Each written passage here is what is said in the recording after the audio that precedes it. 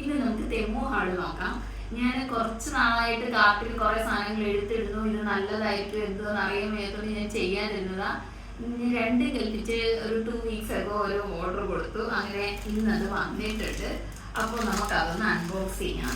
ആദ്യം ഞാൻ കുറച്ച് കൂടുതൽ ഞാൻ ജ്വല്ലറീസ് ഒക്കെയാണ് നോക്കിയത്, എങ്ങനെയുണ്ടെന്ന് അറിയാമല്ലോ. ആദ്യമായിട്ട് ഞാൻ ഈ ഒരു സെറ്റാണ്. ഇതൊരു ഓഫീസിലേക്കുള്ള ഒരു ഇയറിങ്സ് ആണ്. നല്ലതാണ്, നല്ല അഫോർഡബിളും ആണ്. ഈ പ്രൈസിന് ഇവിടെ ഇത് കിട്ടുന്നത് ഭയങ്കര ലാഭമാണ്. അതുകൊണ്ട് ഇതിന് ഞാൻ സാറ്റിസ്ഫൈഡ് ആണ്. നെക്സ്റ്റ് വൺ എന്ന് പറയുന്നത് ഞാൻ കുറച്ച് ഒരു നമ്മളുടെ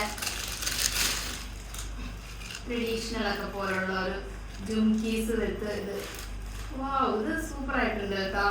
ഞാൻ ഒട്ടും പ്രതീക്ഷിച്ചില്ല ഈ ഒരു പ്രൈസിന് ഇത്രയും നല്ലതായിരിക്കുമെന്ന്. ഇത് നന്നായിട്ടുണ്ട് കേട്ടോ, ഇത് നല്ല സൂപ്പറായിട്ടുണ്ട്. ഓക്കെ, നമുക്ക് നെക്സ്റ്റ് ഒരു മാലയാണ്. ഈ പ്രൈസിന് ഇത് അഫോർഡബിൾ ആണ്, കാരണം ഇവിടെ ഈ പ്രൈസിനൊന്നും നമുക്ക് കിട്ടത്തില്ല.